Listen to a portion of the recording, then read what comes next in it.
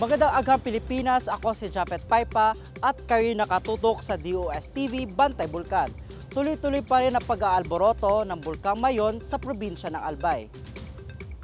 Sa time-lapse footage na yan nakuha ng Philippine Institute of Volcanology and Seismology o DOST PHIVOLCS, makikita ang pagdaos-dos ng pyroclastic density current o uson na naitala mag-aalas 11 kanina umaga. Tumagal yan ng 4 na minuto at umabot ng 2 kilometro ang layo mula sa summit crater. Dalawang volcanic earthquakes ang naitala rin sa nakalipas na magdamag. Dahil sa patuloy na pag-aalboroto ng Bulkang Mayon, nasa alert level 3 pa rin po ang bulkan. Ibig sabihin po niyan ay pinagbabawal pa rin ang pasok sa loob ng 6 km permanent danger zone nito at paglipad ng anumang sasakyang panghipapawid sa ibabaw ng bulkan.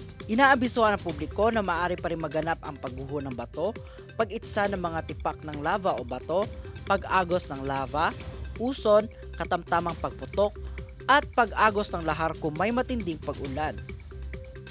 Samantala, alert level 2 pa rin ang nakataas sa Bulkang Canlaon sa Negros Island. Dahil po dyan, inaabisuhan ng publiko na ipinagbabawal pa rin ang pagpasok sa loob ng 4 km permanent danger zone ng bulkan dahil maaari pa rin maganap ang biglang pagputok ng steam o phreatic explosion. Matatandaan noong hapon ng February 19 na itala ang isang moderately explosive eruption sa Bulkang Canlaon na tumagal ng 2 minuto. Para laging updated sa lagay ng mga bulkan sa Pilipinas, i-follow lamang ang social media accounts ng DOST PHIVOLCS at DOS-TV.